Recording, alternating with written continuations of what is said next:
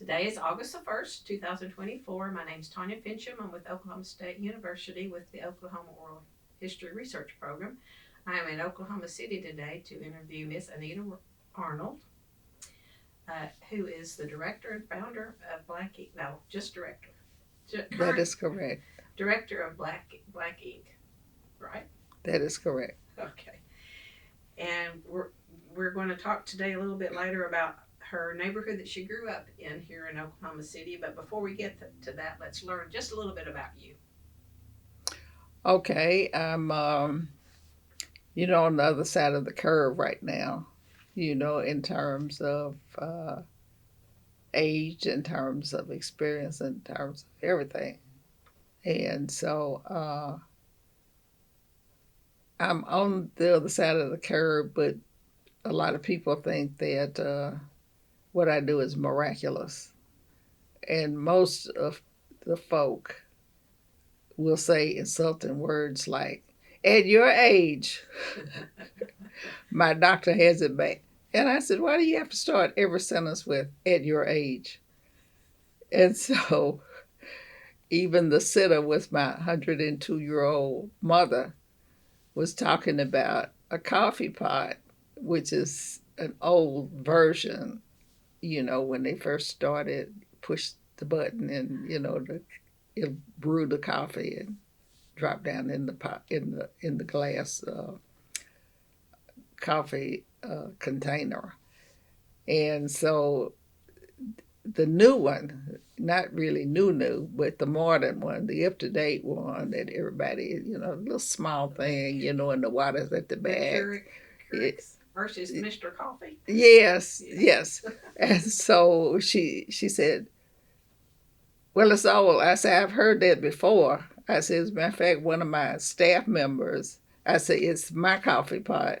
And I had it at the office for a long time. And, they were saying, well, that's old. And I said, but it works.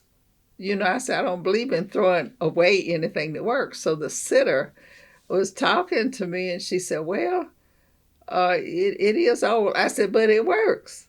I said, I'm old too. You gonna throw me away? So she started laughing. I said, I still work. The pot still works. So, what's the problem? I don't see a problem. There isn't. Yeah. And so then she started talking about modern coffee makers, how you can bring them home and they may not work but 30 days and, then it's malfunctioning. And I said, well, old is good. Now that's all I'm going to say. And so I'm going to leave it at that. So here I am in what some people call the twilight of your life. And I'm just still doing a lot of things, whatever I think I'm big enough to do, and continue on with it. And people say, I don't see how you do it. I said, that's okay. I know. I know how I do it. Do you attribute that attitude to something you learned back with, I don't know, grandparents or parents when you were growing up? That can do attitude? Well, yeah, it was kind of instilled in me, by my grandfather in particular. My grandmother, she was, a mild mannered lady. Uh, and they took it to heart that, the man was the head of the household and whatever he said went, and so I kind of lived about that. And it was good because even though he only finished the fifth grade, because that's as far as he was allowed to go to school. He was born in February the 24th, 1868. And so that's the way it was then. But even though he was only allowed to go to the fifth grade, he never stopped learning. And he taught himself a lot of things, and I just took it that if he said it, it had to be so. And so there were a couple of times when I disagreed with the teachers, particularly I remember the two words, flammable and inflammable. And so basically the teacher was saying they meant the same thing. And I said, no, the N in front, IN, means not. Inflammable means, combustible or whatever. And so so I was very upset with the teacher, because it wasn't consistent with how I learned to figure out the definition, looking at the root and then looking at what preceded or what followed. And so I knew things like if it's OLOGY, that means the study of. And so then the root. And so you knew the definition of and so that's how I learned. And so I was telling my grandfather about the discussion. And so he had to straighten me out, and he said, it's good that you think highly of what I say to you. He said, but I don't know everything. And so then he told me I had to listen to the teacher, but I still disagreed because it was not consistent with Latin and Greek in everyday use. See, and that's, kind of what I had looked at and thought that I should figure it out on my own based on what was said. And so, so that was one thing. And then my grandfather believed strongly in the vote. And I guess it brings you right up to voting and the hot issues today. He knew what went into people of color being able to vote. And he treasured that right, so much so that on voting day, as he called it, he was a farmer, and he grew all kinds of fruits and vegetables and animals and eggs, and you name it on the farm.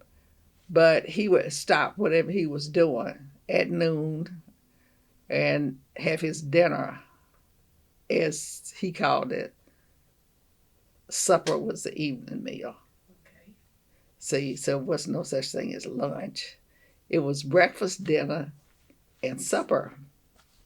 And so he would come in and change his overalls into his Sunday best, get himself situated, and drive to the voting polls. He never missed it. Rain, sleet, or snow, it didn't matter. He was going to vote.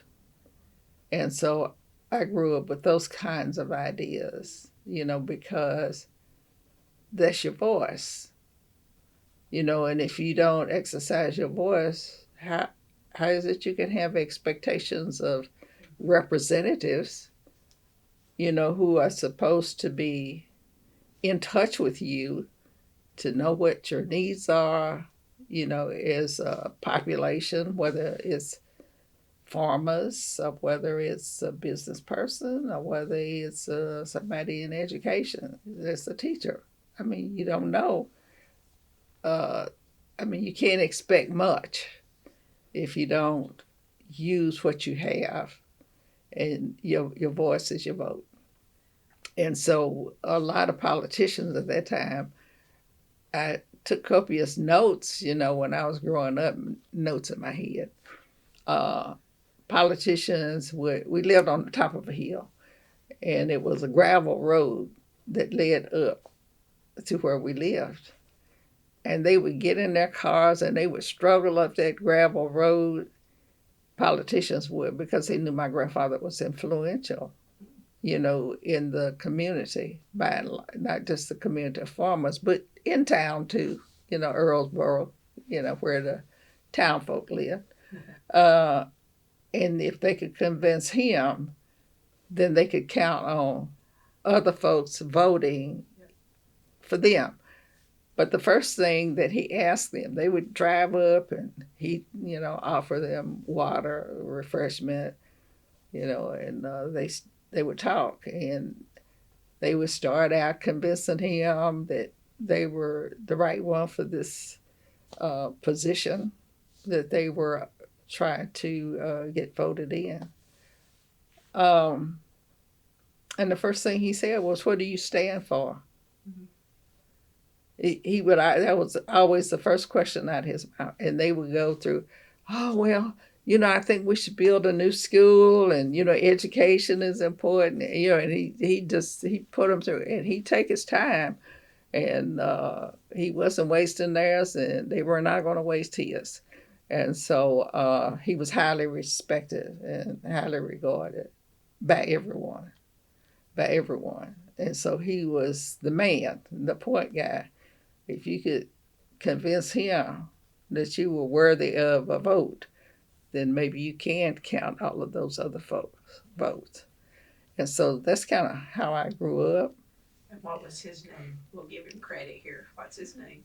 My grandfather's name was Jackson Cordell Winrow, Winrow.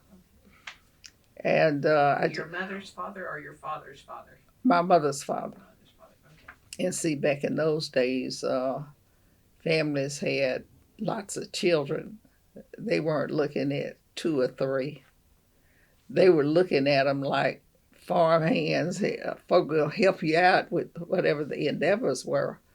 And so on my mother's side, there were 14 of them that my grandfather and grandmother had.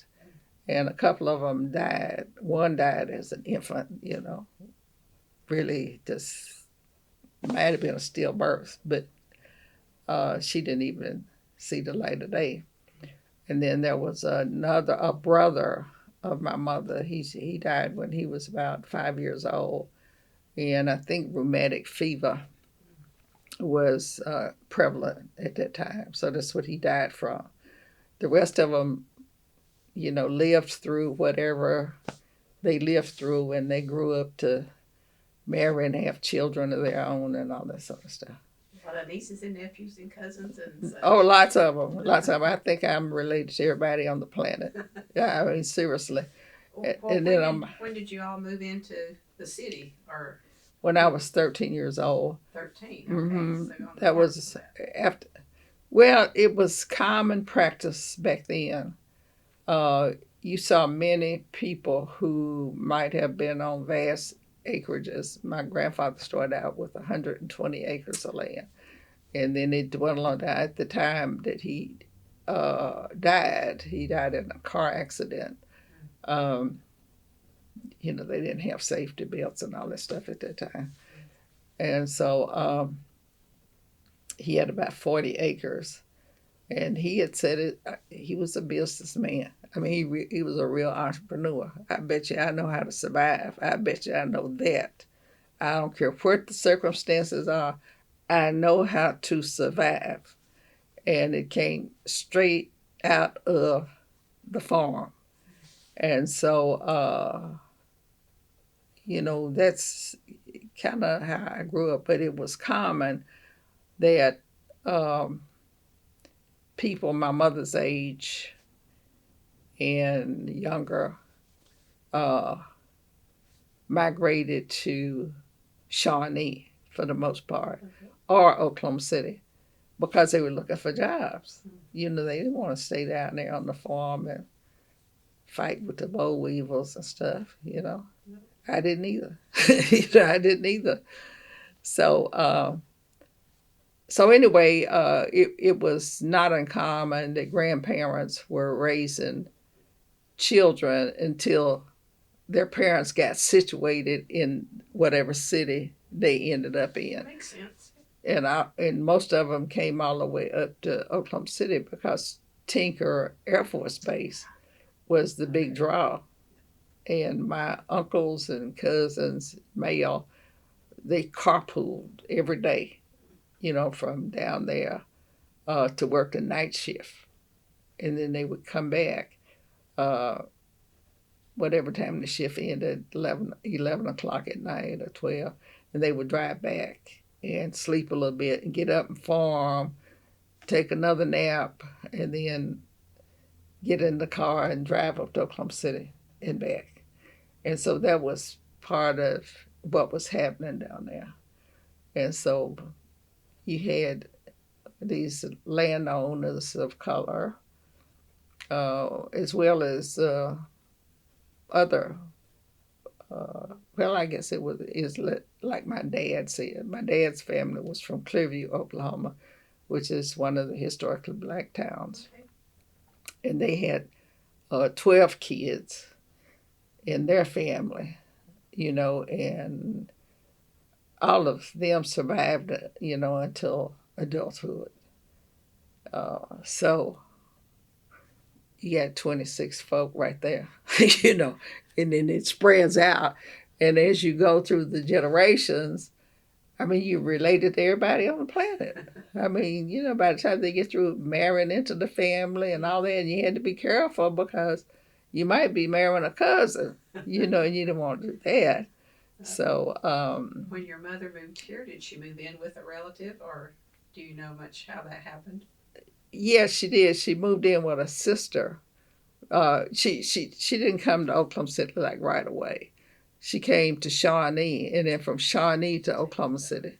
They were always looking out for a better job, and so in both cases, she stayed with a sister, but in Oklahoma City, she stayed with both of them were older than she was.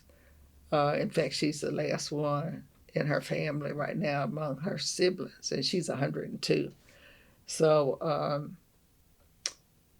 there was older sister who was a teacher in Shawnee, teacher in the public school. So she stayed with her, for a while, and then she moved to Oklahoma City and was living in an apartment building. And then her next oldest sister from her, the one that she lived with in Shawnee, she is a bit older than either one of those. Okay. And so the sister that was right next to her, they shared an apartment eventually in Oklahoma City. They split the rent. That's kind of how, you survived. You made part, it work. yeah, what part of Oklahoma City? In northeast Oklahoma City. Northeast? Yeah. They lived as northeast 7th in Wisconsin. And it's down there where around Fairview Baptist Church and all that. It was down up in there. Okay. Mm. And so when you moved into the city, where were you? Well, by then my mother and stepfather had moved into a house on Northeast 10th Street near 10th and Lottie. The population was growing, and whites were fleeing the scene. You know, you had, you had these laws on the books. And some of them are still on the books. And that was one of the things that made State Representative Freddie Williams pretty popular and renowned in the community because she just went through and all of those statutes and whatever pieces of legislation forbidding you to live in Lincoln Terrace or whatever the neighborhood was. She just got rid of all that. And it was an easy thing to do. She didn't have to do much convincing of her peers, in the legislature, because by then everybody was saying that's crazy, Yes. And so down with all those little ugly things that were prohibited and limiting, and didn't do anything except frustrate or aggravate some folk, So, but it wasn't. Later on, I found that it was not necessarily Oklahoma, even though Oklahoma was one of the last states, to join the union, so to speak, to become a state. I'll put it that way, to become a state. When I lived in New Jersey, and I have lived in other places, so I do know there's a difference. Yeah, there is a difference, and I do know that culture matters. Uh, when I moved to New Jersey, I met a guy. He was in management. He was of color, and he moved down near Princeton, New Jersey. And he moved in the neighborhood that they hadn't really integrated.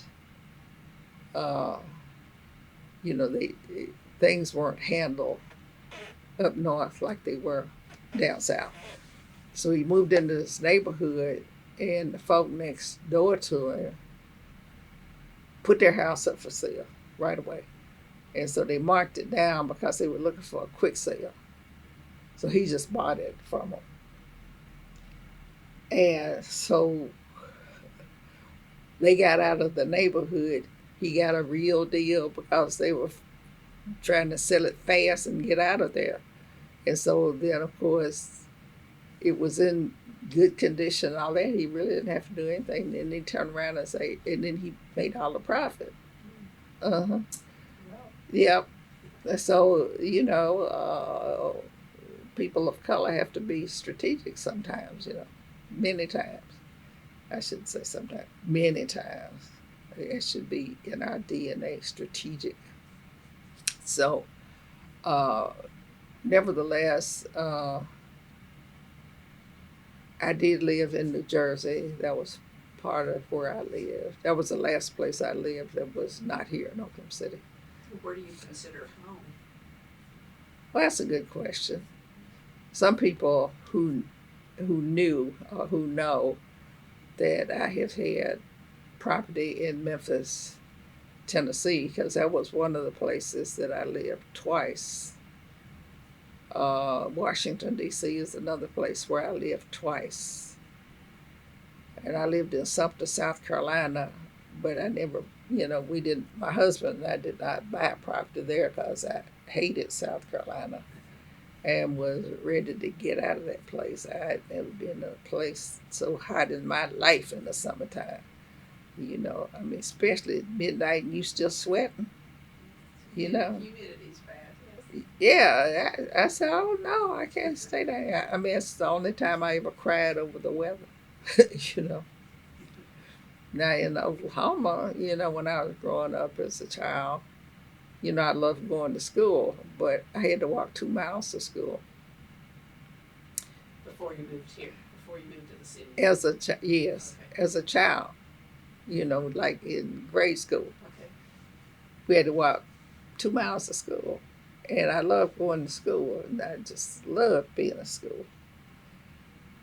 And it snowed, and it snowed. That snow was so deep, and I started crying. That was the other time. That was the first time I ever cried over the weather. And my grandfather wanted to know why was I crying. And I said, I want to go to school. So he always thought I was kind of weird. At least he said so. And he said, there's nobody up there. I didn't believe it. I cried and I cried and I cried. I cried so until my grandfather thought, well, I'll just take her up to the school in my car and I'll just plow my way through the snow. And we got to the school and there was nobody at the school. But he felt compelled after I cried so long and hard about going to school. And all he could say was, I told you nobody was up here. So I've had two crying incidents in my life over the weather. The weather in Oklahoma and the weather in Sumter, South Carolina. And that's where my son, my first child, was born. We were living in Sumter. So that's not home. No, that's not home. And but my son Chris was born down there, at Shaw Air Force Base. My ex-husband was in the Air Force. And so he was just about ready to, in fact, he was, after Chris was born down there. Chris was born in September. he was honorably discharged in November. And I said, point the car toward Oklahoma. And so here, we came through it, all of that. And when we pull into a hotel or motel, I was sitting there holding Chris because he was a baby, and I think he might have been about 6 weeks old when we started this way. And I never will forget, we had been driving and driving, and we were so tired. And so I said, you just got to stop somewhere and we got to get some rest. And we pulled up into this motel, and it was late at night. And this guy looked out and he said, yeah, can I help you? So Bill said, well, we need a room for the night. It's just a room. And he was all set to give us a room. And he looked over and saw me and said, oh, no, we don't rent to coloreds. And there I was with this baby. And I said, this is ridiculous. It was. Yeah. And so I started planning then. I said, well, I'm going to grow up and I'm going to own a motel. That's what I'm going to do because, we don't have any place to stay, if we're on one of these long drives, back home. That's in the 60s, 1960s? Yeah, no, it was late. No, it was late 50s. It was late 50s. I've heard about the Green Book, but that doesn't always get you where you need to go either. We didn't know anything about any Green Book, at that time. We just learned the hard way that if you start out driving, you need to have something in mind, otherwise it's going to be a long drive, and we made lots of long drives. He would drive some, I would drive some. He would drive some, I'd drive some. So those were the days. And let's see what else. So I cried over the weather. I'm emotional about that. Did you cry over having to move into the city from the farm, or were you happy to do that? I had mixed emotions. Because when my grandfather told my mother, she had come down, she and my stepfather, and they were like visiting, because mother had this reluctance about taking me and my sister that's next to me. She's about 13 months younger than I am. And we had been living down there with my grandparents, ever since we were born, and so my grandfather, she came down, and we always hated to see when mother was leaving, see. And so my grandfather knew that, and we were sad when they left, and we were still there with my grandfather. And my grandmother had died by then, and she had a stroke. She had several strokes, and she became, handicapped. That was the first little instance of caregiving that I did, was with my grandmother, and I was about 8 years old when that happened. And so my aunt, the one that my mother lived with in Shawnee for a while, she taught me, she would come out to the farm, and she said, she was making all these trips out there, because that was her mother, and she couldn't walk, and my grandmother learned to walk, and then she'd have another stroke, and that would set her back, and then my grandmother started crying about, not being able to walk and help around there. So my aunt in Shawnee said, I'm going to teach you to cook. And so she did. She taught me to cook when I was about 8 years old. And so I can cook real good. And everything I cook is from scratch. That's the best kind. Yeah, I don't fool with boxes. And so And do you fool with recipes, or are they all up there? No, I do fool with recipes, but I'm very selective about recipes. And no, I'm not one to sit up and invent it necessarily, but when we were living down there in South Carolina, when I was young and married, and I hadn't even been there 2 weeks, and they sent my husband off to some place out in the woods, and he just didn't come home that one evening, and I thought, what's going on here? So I didn't hear from him. And so about 8 or 9 o'clock that night, the phone rang, and it was maybe his commander, whoever it was. They said they were having problems in Turkey at that time. I remember that. And they were trying to decide, the U.S. government was trying to decide if they were going to deploy troops over in Turkey. And so they would take them out in the wilderness or the woods or somewhere where they were doing reconnaissance, I think, exercises or whatever they were doing. But they don't tell you that. They don't call you and say, "We get ready to take your husband." You just sitting up there waiting and nobody shows up. And so they called me to tell me that he was, out, and they couldn't tell me where he was. They couldn't tell me how long he was going to be there. I had just been there a couple of weeks, and I thought, what kind of deal is this? And I hadn't met anybody except a couple of people in the neighborhood. The landlord and her husband, landlady and her husband, Mr. and Mrs. Barno. I never forget. I never met anybody named Barno before, but they owned a duplex. And Mrs. Barno used to scare me to death. I would be there, and I subscribed to Reader's Digest. And so I used to get these little Reader's Digest books, and I couldn't wait. And then I also collected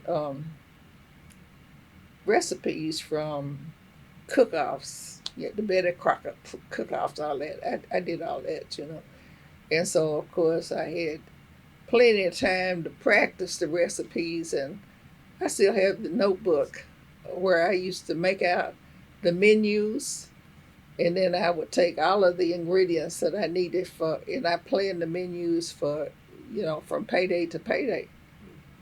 So we had breakfast, lunch, and dinner, every day till the next payday. And then whatever the recipe was, if I had chicken a couple of times during that period of time, then I wrote down one chicken, and it was a whole chicken because it was cheaper than a cut-up chicken. And I could cut them up at home, see, and put them in the freezer.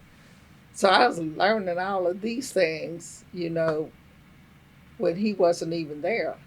He was out. And the other person that I knew, because I had just gotten there, really when they sent him off. And she ran a rec center down there. And everybody just called her Miss Pearlie. She was over the rec. She was a real pleasant person to be around and all that. So I became friends with her. And sometimes when I would get tired of reading Reader's Digest, I would walk to the center because it wasn't very far from where we lived. And so I would play dominoes with guys, that were stationed down there at Shaw or that lived there. As a matter of fact,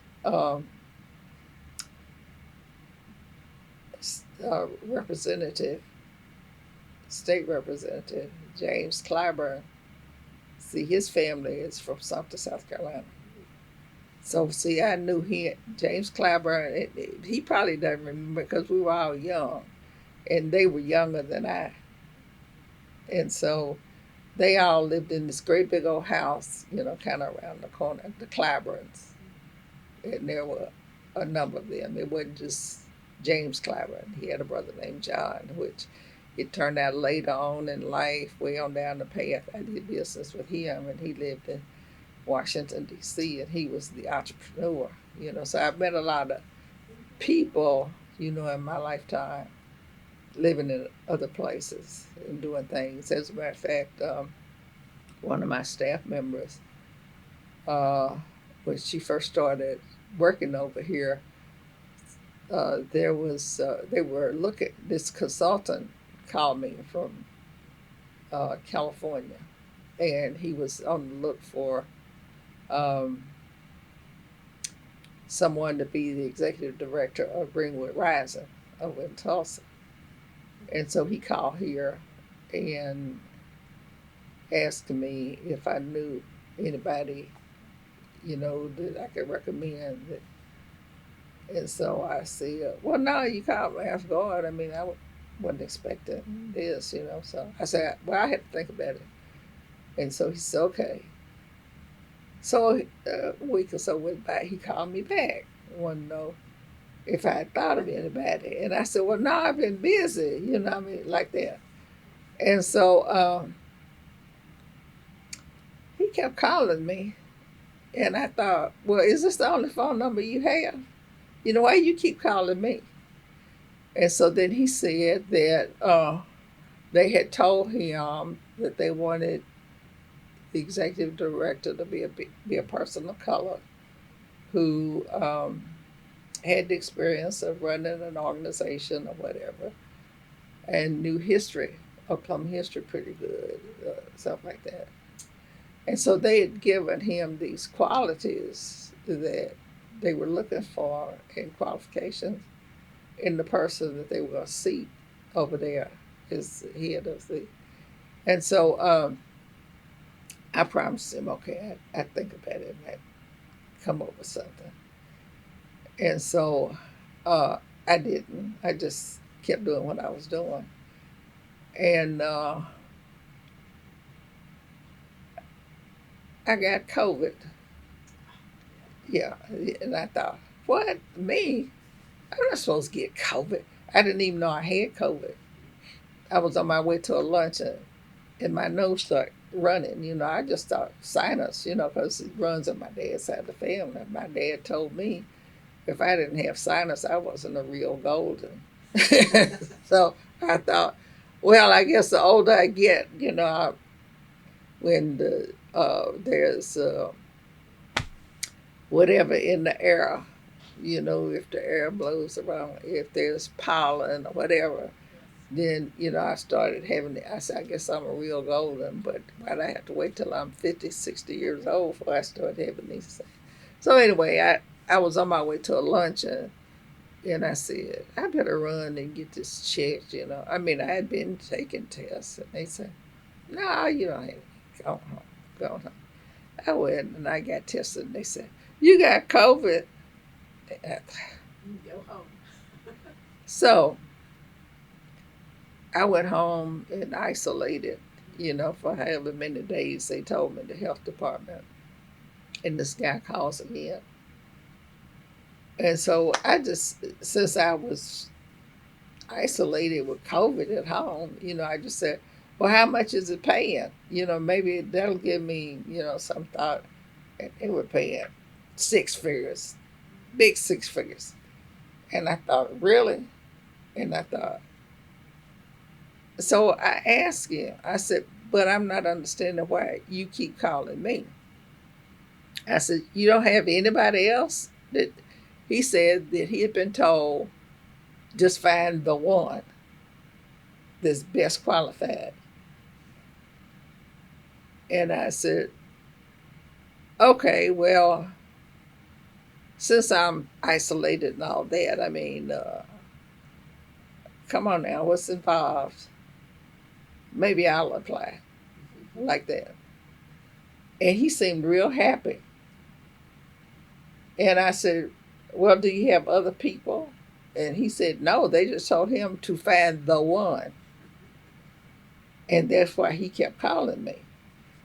So this young lady that I had hired decided she would work up the resume because he asked me to send a resume. And she knew something about me, but she was fascinated because she hadn't known me that long. But she got to talking to me, and she found out I had met and worked with a lot of famous people. And so she wrote up this resume and she attached uh, names of famous people, which included Rosa Parks and Martin Luther King Jr. and folk like that. And so this consultant, he got all excited. You know, this was just really too good to be true. Yeah. And so he called over there to Tulsa and said, I found the one. See? And so, anyway, he was very excited. And he said, I told him I found the one and I got your resume and all that. He was just so excited. And so he said, well, I'm flying in because he hadn't been meeting with them. They just gave him what they were looking for. Mm-hmm. And when you find the one, I said, you don't have any. He said, no, that's not what they said. They said, the one. And so he excitedly flew in over there to Tulsa and spent the weekend with them. And it turns out I know about 2 or 3 folk that sat on that board, see. And so they told him, tell Mrs. Arnold we respectfully declined her nomination. That's not the first time politics came up, see. The guy was so brokenhearted, he was downtrodden. I mean, when he called me to tell me what they said, I thought he was going to cry. I mean, he was emotional about that. And I said, well, what's your next step? I said, because, you know, if this is, are you going to now do a nationwide search? I mean, what's the deal? I said, if you do, then I know someone who would fit perfectly, you know, who used to be senior vice president at the University of Minnesota in Minneapolis. I said, this guy right here, he is stout. He lives down there in Atlanta now. And I said, he's gotten involved down there because Tulsa was not the only one that had a massacre. They had one before then in Atlanta. And he had already gathered up, I don't know how many hundreds of people statewide in Georgia, you know, to come to bear on that. I said, Dr. Taylor, I mean, you know, we're good friends and you know, I'll be glad. And so he said he didn't know what his next steps were. I said, what do you mean you don't know? And he said, they just said, we'll be in touch if we need you. And I thought, oh, okay. That's how that is. So I could write a book that says The Finalist. See, because in my professional career, and I was in corporate America, working with folk like the chairman of the board of AT&T, you know, which opened up a lot of doors for a lot of people. Yes. And that history is in place, and I've got every bit of it. That's part of what you see me. And all of this started from a house in the east side of Oklahoma City. Yes. Well, maybe even further back. I mean, well, Earlsboro, the standards, the ideals were there, you know, from the work ethic was there. Yes. For sure, you know. Well, once you moved into the city, you were 13, you said. Yes. Right. Did you know your neighbors? Oh, yeah. Oh, yeah, because the closest neighbor down there was about a quarter of a mile away. What I was thinking. Yeah, you'd sit out there most of the time looking at the stars at night. I bet I could tell you every planet there was and where they were and all of that. I mean, so you know. What did you do here for that sort of activity once you got into town? What would you do for fun or, you know? Shoot, I became a real entrepreneur. I mean. At 13. I'm not I'm not surprised, but. Yes, I'm going to tell you how that worked. Okay, tell me. Number one, I gave up the piano lessons I was taking down there. I mean, I was taking piano lessons and I was even writing songs. Yeah, I was. And first thing my mother did when we moved here, she enrolled me with, one of the best, most renowned piano teachers in Oklahoma City of color, Johann Kimbrough's mother. And Miss Johnny Mae Kimbrough. She told me after about 3 lessons, she said, you go home and tell your mother to save her money because you are not interested in music. And I was through with music. No, I was, because I didn't have time to practice. The kids were out there with the roller skates on. Well, I had some roller skates, but I mean, you can't roller skate too good on gravel. But I was in Oklahoma City and I could be on the sidewalks with them. So, shoot, they were having fun. They would roller skate and jump over the cracks in the sidewalk. And, oh, that was fun. And then they had bicycles. I had a bicycle too, but I was always skinning up my knees, riding on gravel, trying to learn to ride. Oh, this pavement was all right. You get cinders in your knees if you landed the wrong way. Yes, I learned to ride on gravel too. Well, it's a tough way to learn. It sure is. Well, I tell you what, this pavement, the sidewalks, oh, geez. It was just such great fun. And then we'd swim every day down at Washington Park in the summertime. How far was that from your house?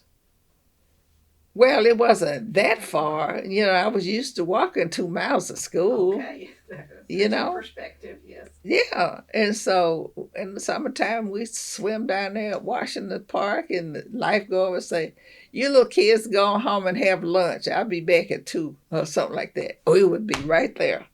And so that went on. But, after the swimming pool closed, there was still, daylight hours and, what to do. So we like to make sandwiches and stuff. Because in the farm, you eating real food. Yes. But all I ever dreamed of was a bologna and cheese sandwich down there on the farm. See, town kids had bologna and cheese. They'd come to school because we had to bring our lunch. And I think we must have invented sausage biscuits, down there on the farm. But the town kids, they had bologna and cheese. And and so my grandfather said, you about the weirdest thing I've ever seen. Because he didn't understand.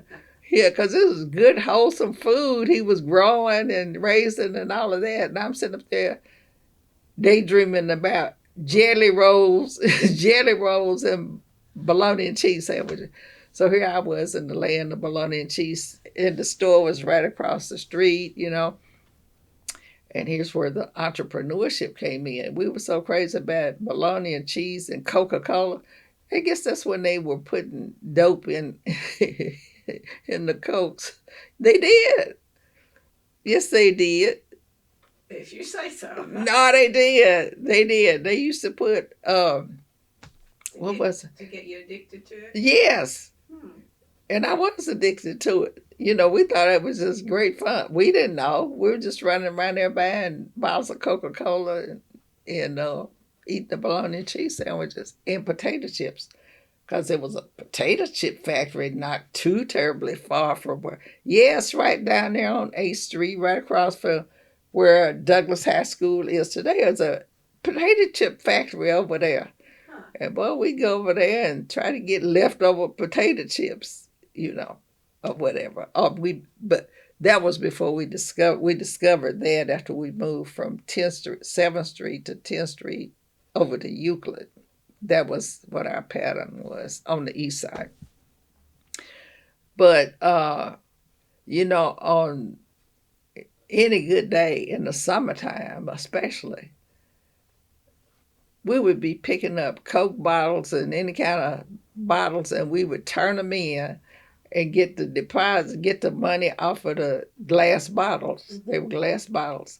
We run to Sonny, and he'd give us a nickel or whatever it was, for the refund on that. So the neighborhood was clean. We wouldn't allow bottles and stuff in there because we were too busy selling them. And then we discovered that our parents used coupons. And these flour companies and cereal companies, all these companies, they put coupons in the box, of the cereal. And our parents will put these coupons in a drawer. We discovered the coupons in the drawer. Boy, we cut those coupons off, and we said, oh, let's go over there to Sonny's and get them redeemed. They were usually like a nickel or a dime.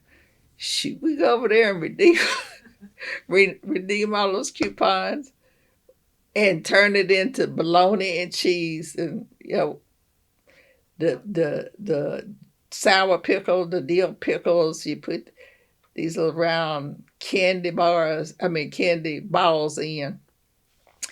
That was just so good to us. And then pretty soon we got the idea. See, where Douglas is now, that was the fairgrounds. Okay. Yeah, so we lived, right across from the fairgrounds. And so sometimes when we had sold enough coupons back to Sonny before he got in trouble, he did get in trouble for doing that because those products were not being moved on the shelves because we weren't buying flour. We weren't even buying the cereal. But those coupons were going back and they were paying him for paying us. He knew that we were going to turn that money into bologna and cheese and pickles and Coca-Cola. At his store. Yeah, at his store. Yeah. I mean, he had a regular good thing. We participated. Shoot, anything you could resell. We were out there picking it up and taking it across the street and getting the money off of it. Yes, we did. But when the fair would come to town, that was different. Now they had these rules. People of color could not go over there except on like Thursdays or something like that, or whatever. This is how they did it. They when they would come to town, it was always different. You get the word, we get the word. The country kids had a certain day they could go, and it was free. The city kids I went both days. Country kids, we just go over there. We were country kids one day, and another day we were city kids. And we would just play and have a, nickel or a dime or two, and we go in the House of Mirrors and stuff like that. And then we would be observing everybody else at the fair. And so what we noticed was there was this one tent where they had these milk bottles. And these were white guys. They'd have their girlfriends with them. And so the guy under the tent had all these teddy bears up there. And so if you throw a half a dollar and it lands in the milk bottle, your girlfriend gets the teddy bear. And so they would just be throwing these $50 and missing, and it would fall down in the sawdust. They put sawdust over the pavement in the tent, and they would miss. And so one of them would win a teddy bear, and they would walk away, and they were all happy. And so we watched that. And so when the fair left town, we knew they were getting on down the track to the next spot. We just scoped it out. These were the little entrepreneurs at work. And as soon as that last car, they had loaded up the elephants and all the animals that they brought with the fair. And we saw the caboose going down the track like this. We would head to that place where they threw the $50 because they didn't bother to pick up or look under the sawdust. Oh, we were down off in that sawdust. We were rich. We went over to Sonny's. We bought everything we thought, and we had a picnic basket, and we loaded all the stuff up in the picnic basket and go sit in the stadium. And boy, we just feasted all day long. That was just great for us. So there I was, exposed in the country my grandfather was an entrepreneur. He knew that you save the seeds from the good crop of watermelons and put them out on the newspaper and let them dry, and then you save them for the next year. You know, same thing with the cantaloupe. Same thing with whatever had seeds. You know, he saved seeds. So there we were in the city, and we were step two in entrepreneurship. That's what we did. Did your parents know you were doing that? Did your mom know that you were? They found out, but No. they did. I mean, It was they hard. might say if they were running low on money. They all worked during the day, you know. If they were running low on money, and they said, "Let me go over here and buy a box of cereal or something like that." She said, "What happened to my coupons?" Well, we used them. We used them. That's what. You kids better. Well, when Sonny got in trouble, she didn't have to say anything more because he told us he couldn't do it anymore. Would you share your bologna with them? Huh? Would you share your bologna with your mom? Oh, no, they were working. Okay. No, they were You had working. to eat it all before you got home. Of course, there were a bunch of us. Okay. It wasn't two or three of us. It was a bunch of. Oh, we ran in bunches. It was usually 5, 6, 7 at a time. Everybody in the neighborhood that were our age, we were all friends. Well, if you got in trouble, We didn't get in trouble on stuff like that. okay. Let's say who would be the one that would discipline you? No, we didn't get in trouble You on didn't get in stuff like that. trouble? Okay. No trouble. We were entrepreneurs. We were having fun. What else was going on in the neighborhood? What else? You got the Sonny's, I'm assuming, is a grocery store. Yeah. Well, I What mean, about the that? other whatever else was in the neighborhood was for adults. It wasn't for kids. Okay. Was there a church in the neighborhood? There were several churches in the neighborhood, Okay. and I belonged to Allen Chapel AME Church. That's where my mother took me because my grandfather built. He and his oldest son, my mother's oldest brother, built the church in Earlsboro where we knew that we would be worshiping every Sunday. And it's still standing. And it still looks very much the same, the structure, the way it's built. But the young lady who is the minister there now, and they didn't have women ministers at that time, it turns out she's married to my nephew now, and she's the minister there at Flipper Chapel AME Church. But they changed it, and now it's a CME church. We always had church.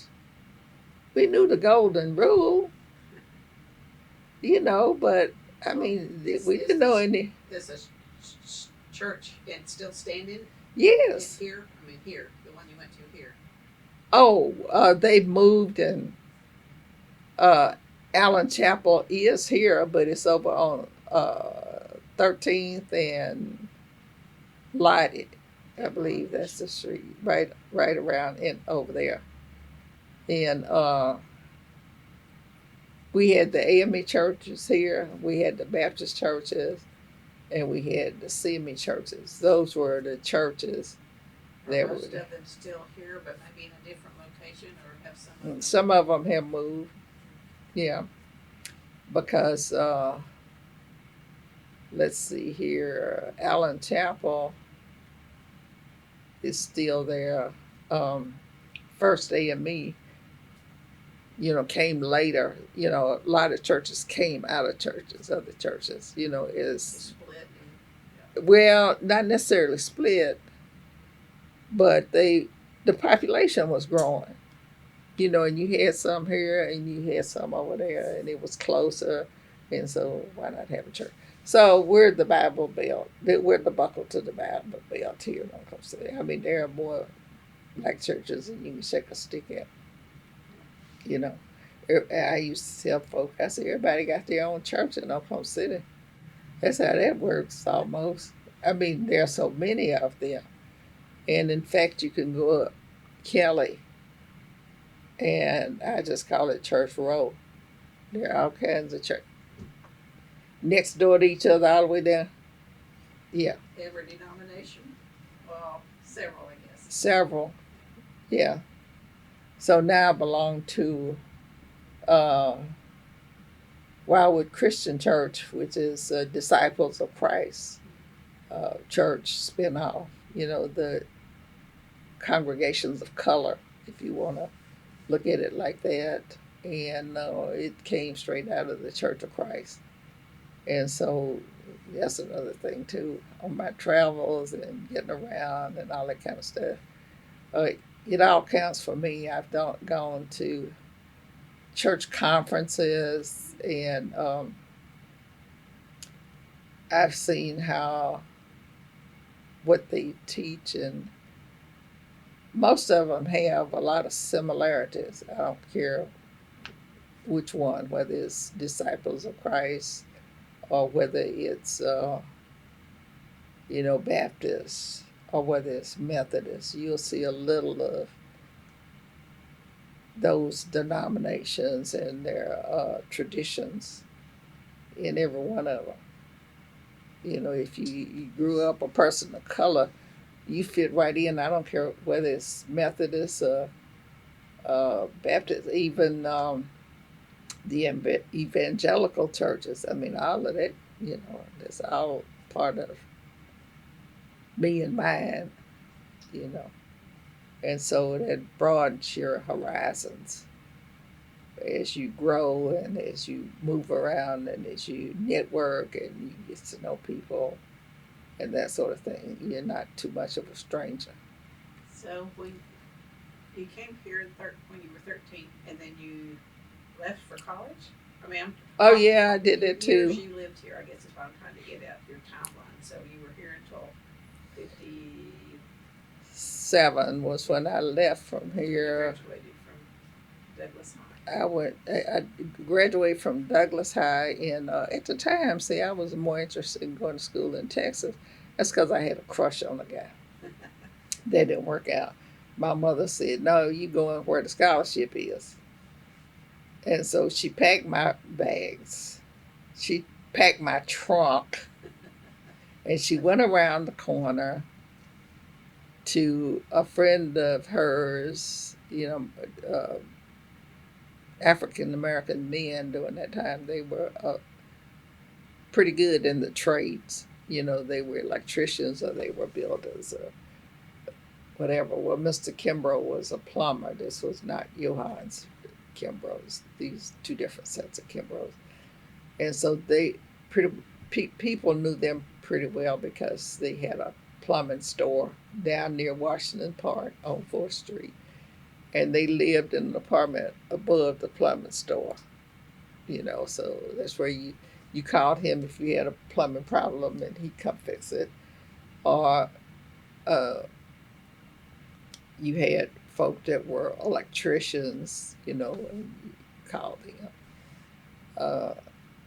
So anyway, my mother went around the corner, talked to Mrs. Kimbrough. Her daughter Carol, who was a valedictorian of our class in 1957, was going to Howard University. And I had a scholarship to Howard, and she did too. And so when Mother found out that, we both had scholarships and that Carol was definitely going. But see, Carol's cousin was a president of Howard University. I didn't have any relatives up there. So they went with clout to begin with, and so she could go and talk to Mordecai Johnson anytime she got ready, because of her kid. They were related. So away I went to Howard, and I didn't stay there long. I was there a semester, and I thought, this right here is not working. I almost became a rebel with a cause. And I had never experienced such confinement, so to speak. They told us, the freshman girls, we got there. At first we were excited. We got there, and this big campus and all that. And we didn't know what was coming up. we just had the piece of paper saying congratulations and be here on such and such a date, and they gave us some idea about what we might have to have, for the room that we stayed in or whatever, and they would put two girls to a room, in the dormitory, and they had a couple of freshman dormitories, and then they had one for the juniors and seniors like that, and it formed a quadrennial, and so they were very protective, of girls, and so that's where these limitations and confinement came in, and I thought, what? And they had these bars on the windows, and I thought, what, what is this? And we found out after we went to freshman orientation, but see, we got there a few days early, and we started finding out as soon as we got there almost. They put us up in the senior dorm because we got there early, right? And so it was nice in the senior dorm. When we went in, we were just really relishing this room. And so we just decided, well, we'll just stroll down into the lobby area. It was a quadrennial, mind you. So these stairs came down like this, and you landed, like in the lobby area. And so I had put on my brand new red Bermuda shorts with my red socks and my red shoes to match with this pretty blouse that had some red flowers on it, And Carol, she said, I think I'll wash my hair. So she washed her hair, and she had these big rollers, in her hair. And we were going to stroll down in the lobby. Now, we just got there. And Mrs. Kimbrough and Carol's brother, who helped with the driving, they had hardly got on the highway to go back to Oklahoma when we did this, right? Because they did take us shopping, and I bought this little plastic waste basket for the room. And we bought a few other little things for the room. But we strolled down there, and these two guys ran up to us, and they just fairly lifted us up and plopped us at the top. And they said, Howard women don't come out in public looking like that. I thought I was looking good. And I said, what? Howard women do not wear pants in public. And I had on my brand new Bermuda shorts and I thought, this is strange. And then he looked at Carol and said, and those big old rollers in your hair, Howard women don't come out looking like that. And I thought, oh, what have we gotten ourselves into? And that's where the rebel with the cause came up. And when we went to orientation, freshman orientation, I thought, well, I'll see what they tell us. They told us the first thing, these were all freshman women. They said, Howard women do not wear pants in public. I raised my hand. What about when the snow is down? Howard women do not wear pants in public. Well, what are we supposed to wear? You can wear a suit. You can wear a long dress. But Howard women do not appear in public in pants. I thought, oh, they think so. I said, what about at football games and basketball? Howard women do not wear pants in public.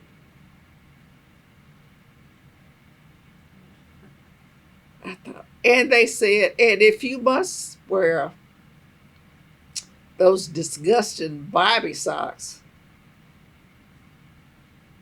they must be white. And I had all different colors to go to all of my outfits. My face just broke.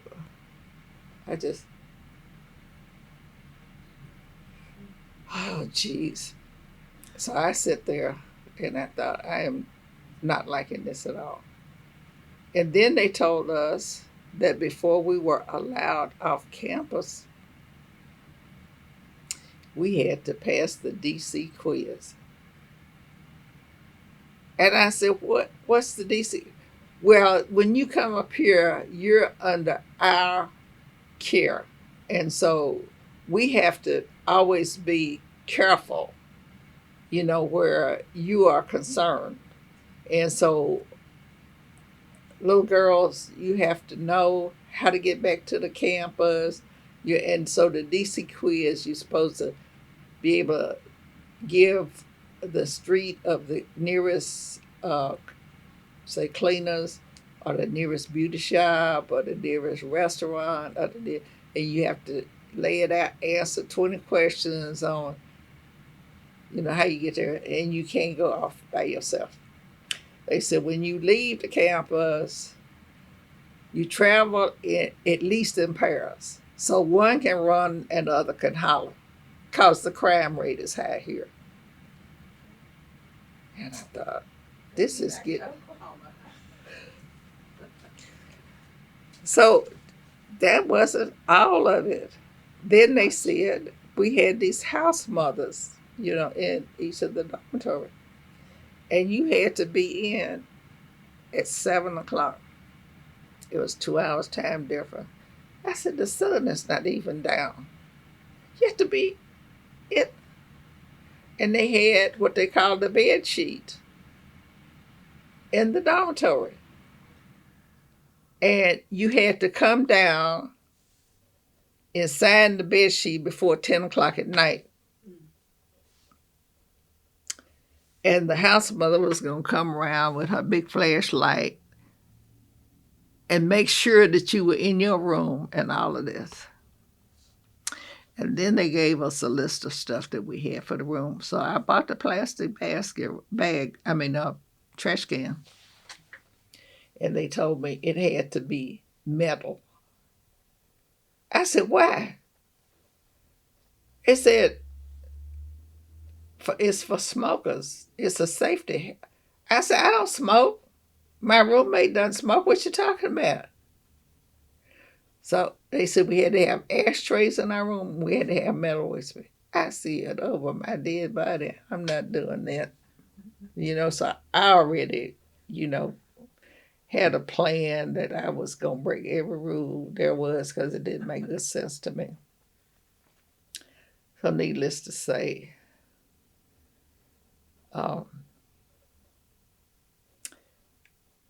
after that first semester, I told them I was going home. And they said, you can't leave without your mother's permission. I said, well, I'm calling her right up. And as soon as I get through taking my last final test, I'm leaving, going back to Oklahoma. And so they said, well, why is you on a scholarship? I said, well, I tried to get along with you all. I said, this old DC quiz y'all talk about, I said, that's ridiculous. We come all the way up here. You think we don't have sense enough to get in a cab and go, if we get lost, and say, take me to the camp? You don't give us credit for having good sense, so it was like that. And they said, well, now, Golden, don't leave until we haven't gotten you. I called Mother up. I said, send a letter. Send a letter. I'm not staying up here. So they kept saying, we haven't gotten a letter yet. I thought they were lying. I said, they think I'm not going to leave, So anyway, so it was 6 of us that used to run together. If you saw one, you saw 6 of us. We went everywhere. We broke the rules all the time. We were always, the houseman, they said, so that you won't feel like you don't.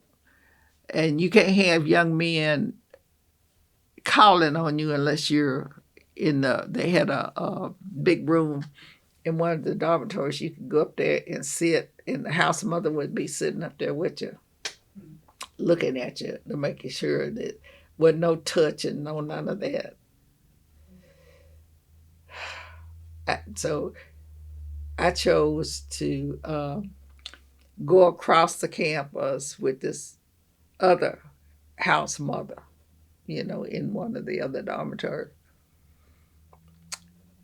because we had scoped it out by the end that you went by the library and then you went on over to the ballroom that they had, and you could dance in the ballroom and all that. So the house mother would walk you across over to the ballroom, and she had an eye on you the whole time you were up there in the ballroom, make sure you wasn't too close to each other and all that. Yeah, you look at you, so you flinching now.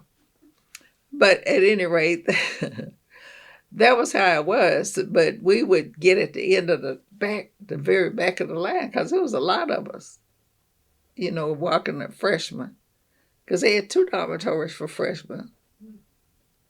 And by the time you got to be a sophomore, a junior, a senior, the numbers were smaller, because they were doing like me, going back home or wherever they were. Anyway, we get back near the library and see there was some shrubbery near the library. So we just jump behind the shrubbery and then let them carry on. And then we would beat it back by the time, they were coming back, because you had to sign the bed sheet before 10 o'clock. So they get back and we just fall in line like we had been with them all the time. We had been all around, Washington, D.C., while they were dancing in the ballroom. So we, had a lot of little things like that. And they told us no cooking in the room, and we just cooked, and we'd buy stuff from the day-old bakery that was down the street and around the corner. We'd be making spaghetti and stuff. We weren't supposed to be cooking in the room. We were doing everything we weren't supposed to be doing. That's what we were doing. So anyway. But you didn't do that sort of thing. Well, you didn't do quite that sort of thing when you were growing up here in the city. You ventured out, and you felt safe venturing out. Probably certain limits that you knew not to cross over. Yeah, and then they told us a frightening story. They said to us, we have people from all over the world that come here and go to school, and we have some foreign students up here. And so they told us that this guy from Africa had fallen for this one student, but she didn't care for him. She didn't want to be bothered with him. And so he didn't take kindly to being denied. And they told us he chopped that girl's head off. And do you think we would even let a foreign student look at us? Oh, no. You must be a criminal. I don't care how smart you are. You must be a criminal. That was Howard University at the time. And so my oldest daughter graduated from Howard University, and it was completely... She could wear pants. She could wear pants. In fact, they had co-ed dorms. They didn't have any such things when I... Yeah. So that was... Sounds like you've had quite a life. Oh, I have. Yeah. I have. And I've traveled the world. I've been on 5 of the 7 continents. Okay, well then for this project, I want you to travel down the main street of your neighborhood when you were younger. Tell us what's on each side as you go down the street. Well, mostly duplexes and a few brick houses. Most of the houses were not brick. Some were, the newer ones. What street is this? It says 7th Street. 7th Street, okay. This was 7th Street. We live right on the corner of 7th and Wisconsin. And so we used to babysit sometimes, for people who were like Jimmy Miller was a name around back then. He and his first wife, Lydia, had 2 children. I used to babysit their kids. But he was an entrepreneur. At one point he had a newspaper. He loved to play golf. And he grew up he was already grown because he had a young family. But I kept his two children, a boy and a girl. And he was a radio personality, but he was a real entrepreneur because he owned a newspaper at one point, and he and a couple of his buddies established the first uh, black-owned radio station here in Oklahoma City, and so those were his kids that I used to babysit growing up, around there in the neighborhood. And they lived in an apartment, a garage apartment behind this big brick house. And Shirley Darrell, who you may or may not know that name because she's been deceased now for a while, but she was one. She's a first in a lot of things. She graduated from Douglas High School. She was way ahead of me, but we knew her because she was somebody to be admired. Her daddy was a lawyer, and that's why they lived in the big brick house. See, and Jimmy Miller and them stayed behind them in this garage apartment rented from them. So the band and all of the things that went on at Douglas High School, they were just so excited to me. I just couldn't get enough of it. That's kind of how I grew up. And so then we moved to 10th Street.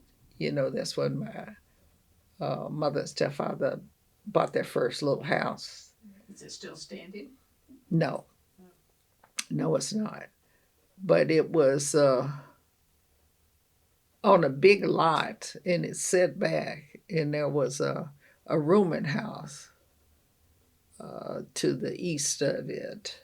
And it was a little white boy that lived there with his parents upstairs. And he used to come down. And so we tried to make friends. We were always trying to make friends because we had lots of friends down on 7th in Wisconsin. And then, so that was the first instance of being near a white family growing up.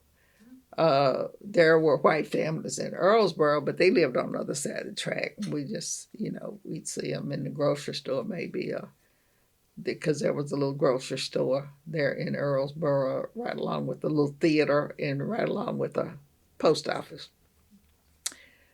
And we'd see them, and we'd just say hi, and they say hi, and they go their way, we go our way. But we were living right next door to a white family, and Bobby, his name was Bobby. We'd be sitting out there talking, sitting on the step talking, and his mother would say, "Bobby, it's time to come in the house." And he said, "Well, I gotta go." And then he'd go in the house. And so the next thing I knew, Bobby and his family were moving. And I didn't understand why they were moving, but they were moving, and so there that was. And so, school started, and I was walking to school. Okay, close enough. Close enough.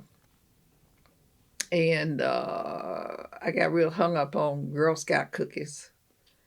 I was a Girl Scout, and so we were selling Girl Scout cookies.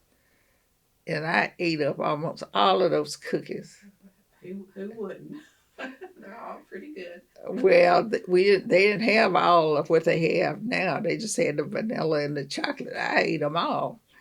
And so I had to save up my lunch money to pay for the cookies, because I ate all the cookies. But I loved the Girl Scouts. And we used to go down to Ardmore in the summertime with the Girl Scouts down there around Lake Murray. And we looked forward to that. And so that was pretty exciting. And we I'm learned. assuming the troop wasn't integrated? No, it wasn't. Yeah. But we got on those buses and away we were going down to Lake Murray. We couldn't wait to get down there. And we get off the buses, and they had these big long tables, and you sat on either side of the tables, and you sing these little songs that taught you manners, like don't put your elbows on the table, and that sort of stuff. So we learned some of that down there. But So you knew that much when you went to Howard. You knew at least that much. Well, yeah, yeah, that's right. So, well, it wasn't like we were bumpkins or anything like Yes. that, but we just, those customs and traditions and culture matters. I don't care what you say, culture matters. And if you disregard that, you are making a sad mistake, even to this day. Even to this day, culture matters. Sometimes zip code does too, doesn't it? Of course. Yeah. But of course. And so, you know. But did your mother sew, or did you have ready-made clothes? No, my mother worked at department stores downtown. I mean, up here, that's what city life was for me. She worked for Kurz, and let me see, and then she worked for Ruth Myers, and she knew, and then we became fashion models. See, and so we started doing. Look, I got the goods. I've Red been. Socks. No, we didn't wear any red socks then. I mean, we were young adults by then. But no, my mother and she worked downtown, and so that was supposed to be what was going on. You either worked at Kurz or Johnny Brown's or Rothschild's or something like that. But they weren't like salespeople. They were like stockers, and you price the clothes and all that kind of stuff. They worked the stock, something like that. But they always had discounts, So it helps. yeah, it helped because we were the best dressed country kids growing up down in the country. And what about when you came here? Were you?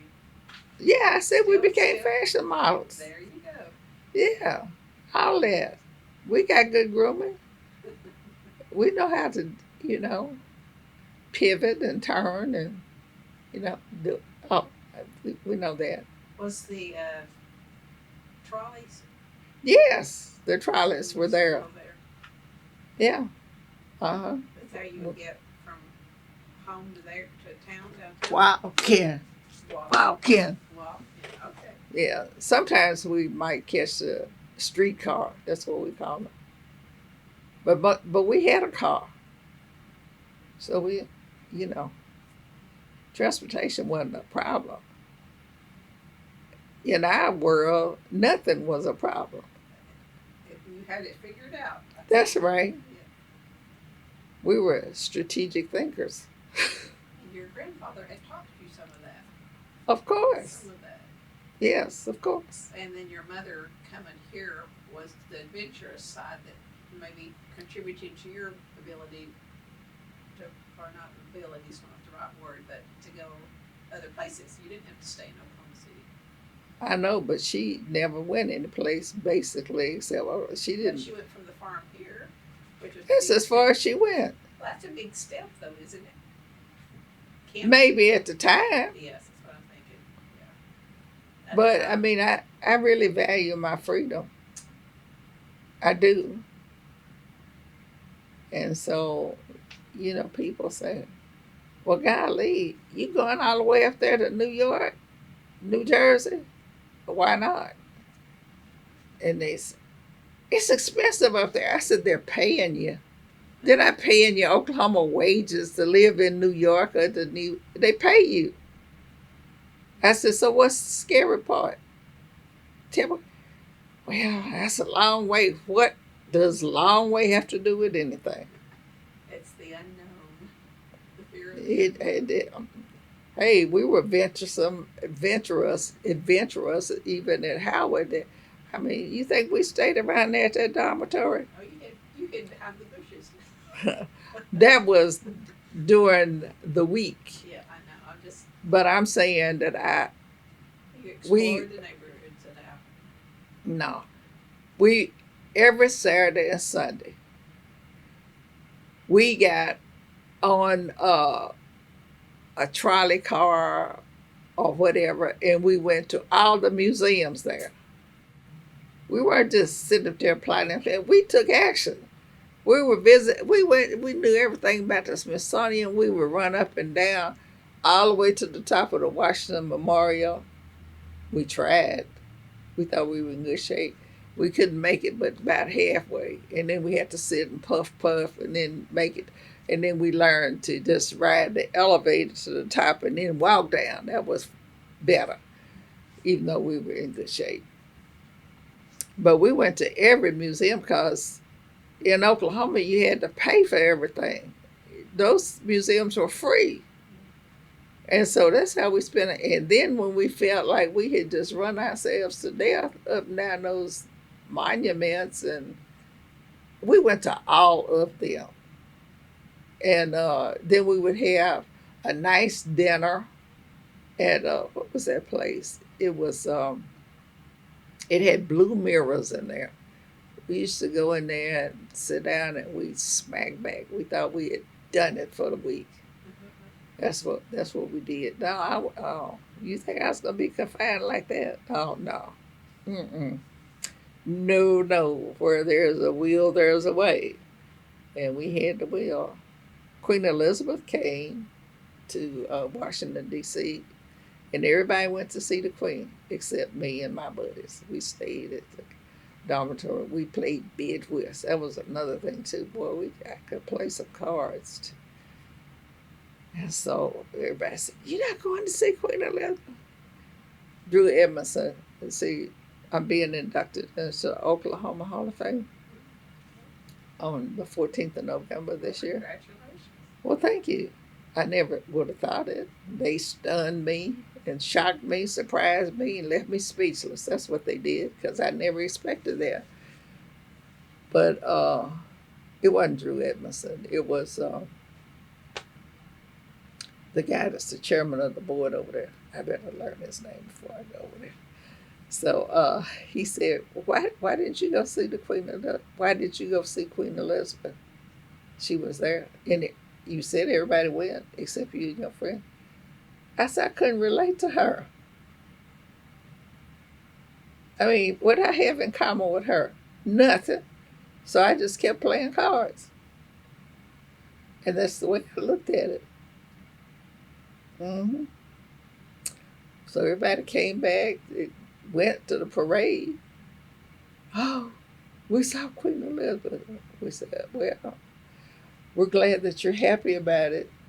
We had a great day playing bid whist. I beat her, and like that. So I was always good at playing cards. And I wasn't into all that. Well, I had read in one of your, I skimmed some of your transcripts from all those interviews, and you had said that in the country there wasn't a whole lot to do except listen to the crickets. Yeah, at night, I just told you. I said at night you sit up. I could tell you every planet up there. Well, then when you came to the city life, what kind of sounds were you hearing? Do you remember noticing anything in particular? I didn't look at the sky anymore. I was busy wearing myself out with those bicycles and roller skates. Well, the sounds. What were car horns or? No, I was asleep. We were tired at night. Okay. We went to sleep. There you go. I didn't tell you we were night owls. I didn't say that. I said we were having fun.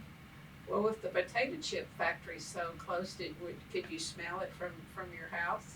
No, we could smell when you sat out on the porch and the wind blew in the direction and all that stench that came from the place out there on 36 where folk dumped their trash. That's why the politicians sent Dr. Dow to jail because he protested. He said until they did something about that dump, he was the first city councilman of color in Oklahoma City. And he said he wasn't sitting in that chair until they did something. And so they just had it in for it. And the politics are awful in Oklahoma. How dare somebody jail you because you protest because your neighborhood stinks when the wind blows in the wrong direction. Now, that right there. So, that was later. But that was what happened. And so, the political environment around here was just ugly. African people of color were occupying seats, but they would send them to jail for little or nothing. I'm not talking about downtown at the county jail. I'm talking about prison. He couldn't even get out of prison to go to his wife's funeral. Oh, it was harsh, when as an adult you're seeing these things and then you say, well, this right here is not tolerable, When would that have been? This would have been in the when the smell was bad and all that. When he was going to jail and all that was going, yes. When he was doing that was in the let's see, we had moved to Forest Park. That was in the 60s when they started jailing politicians of color around here. Yes, they did that. Mm-hmm. That was before Freddie Williams got in. Yes. And Hannah Atkins. Right. I mean, they followed in behind, but Dr. Dow was the first one that they sent to prison. He's got that big old long house. He and his wife were on Bryant Street. And did they do something? Did they do something with the trash dump? Eventually, when Willa Johnson finally sat down there at the city council, that's what she ran on. So if you could look at when she sat down in the seat at the city council, then you'll see how long it was endured. Yeah. Well, how has the area changed today from back then? Back then, yeah, 50s. Oh, don't say a word, because look. It's changed a lot, I understand. It is, but maybe I'm, conservative, so to speak. But I don't like the fact that this is the marijuana capital of the United States. I don't like that. And I don't like going up the Broadway extension and looking over there, and it used to be a Best Western hotel, and it's a hemp hotel. Best Western has more than that one as a hemp hotel. They got one down south, the hemp hotel. I said, now what is that? Yeah, I'll have to. It's here. It's with us. And it's that money, it's that money. And politics, by the way, is the biggest money industry in the world. I say that on good authority. I sat there at the top. I was and still am, hold the distinction of being the only one from Oklahoma that sat on a site selection committee for a party, Democrat or Republican. Yes, I did, for the 1988 convention. Yes, I did. So I've seen it. And I know that they do not play. They get these commitments from you. And like the guy, when we were down there in Atlanta riding the train, and the guy that owns all the Ross Dress for Less stores franchises in the country. He said, Anita, cause I mean, I pay for my lessons, you know, and I paid the price to learn what I learned. But he said, these folk are vicious. He said, real cold blooded. He said, if you commit to pay $10,000 a year, for example, because they have these little circles that you belong to. And the top one at the time in the 80s, when I was at the top observing all these things before I said, let me get myself up out of this chair and get out of here. I do not belong. He said, they don't have any mercy on you. If you commit to $100,000 a year, they said, where's your 100,000? And you said, oh, I had a bad year. They don't want to hear anything about a bad year. Where's the money? I said, you know what? I've learned enough. And particularly come back here to Oklahoma, and these politics around here leave a lot to be desired. It's just ugly, and they don't even care. So you'll have to run for office. No, never. When I first came back here, you know, from corporate America, after working with the chairman of the board of AT&T Company and getting around the country, and I later had these experiences here when I came back, being on that site selection committee. I said, I don't have to say yes to everything. Some things you could say no, and you mean it, and you just walk on down the street. I don't care what the perks are that they throw in your face. I said, yeah, you needn't think that folk didn't ask me to run for office. I said, oh no, I don't believe in living in glass houses. Somebody throw a rock at me, I'm subject to throw it back. So there's no point in me putting my foot out there, you know, in something that I know it's not for me. Your grandfather would have voted for you. Probably a lot of people were. It was folk around here trying to entice me any kind of way to do, and I said no. I'm not doing it.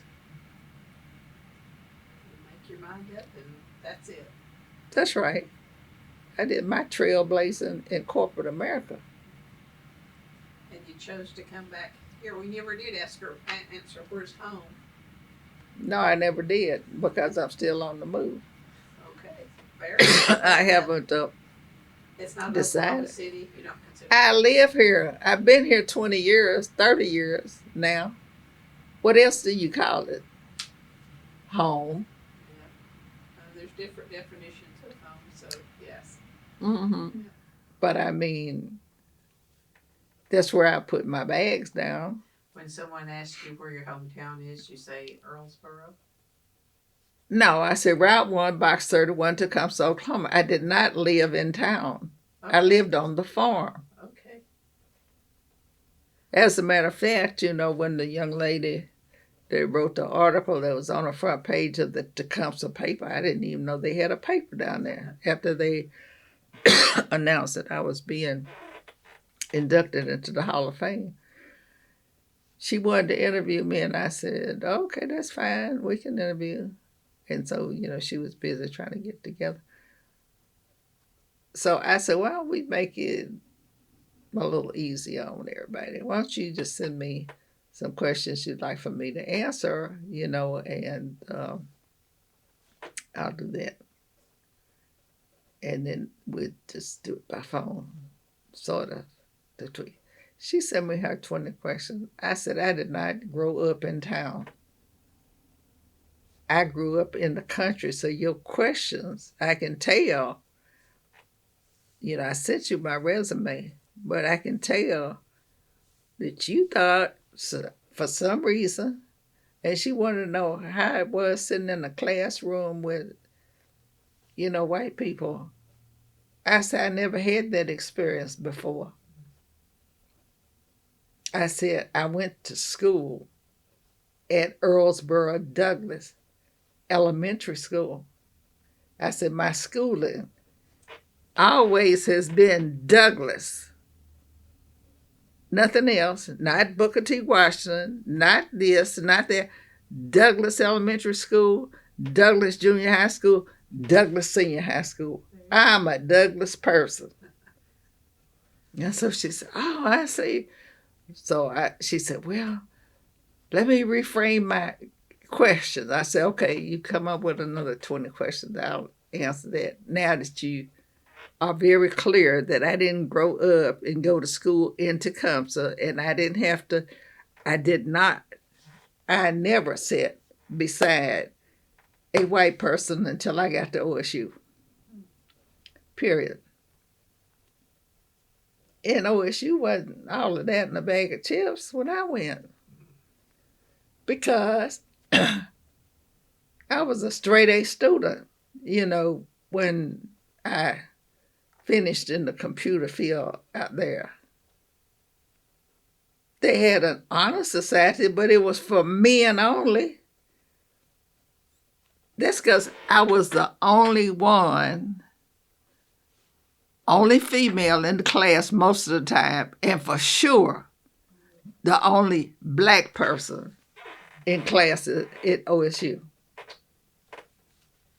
Here in the city. Yes.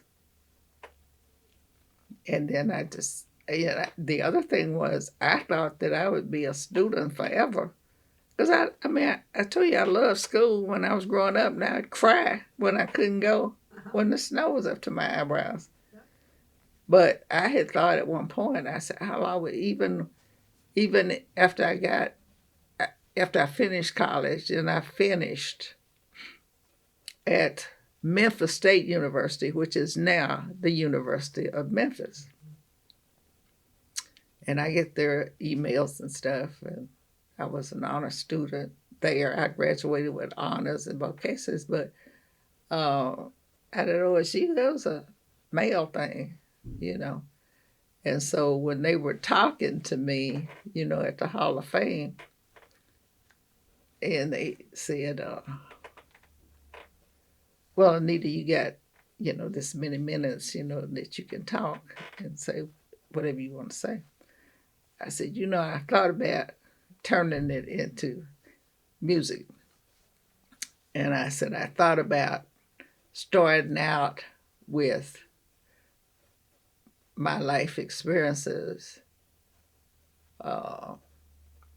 in school, higher ed, and also in the career field. And I said the appropriate song would be It's a Man's World by James Brown. I said, yes, that one right there. And then it should be followed by Nobody Knows the Trouble I've Seen, a little bit of that. I said, and then it should be I'm Every Woman. I said, and then it should end where I did it my way. Oh, great, yes. I said, if you want to put my life to music, that's how it flowed. I think that's a good way to end this interview, don't you? Yes, I do. Well, thank you so much for sharing. Oh, you're welcome. You're awesome. Well, thank you so much. Good role model for all of the ones coming up. I try to be, but I can't get them on the same page as I am. Well, not yet. They might eventually. Well, we'll see. We'll see. We'll see. Well, thank you for your time today. Oh, you're welcome. You're welcome.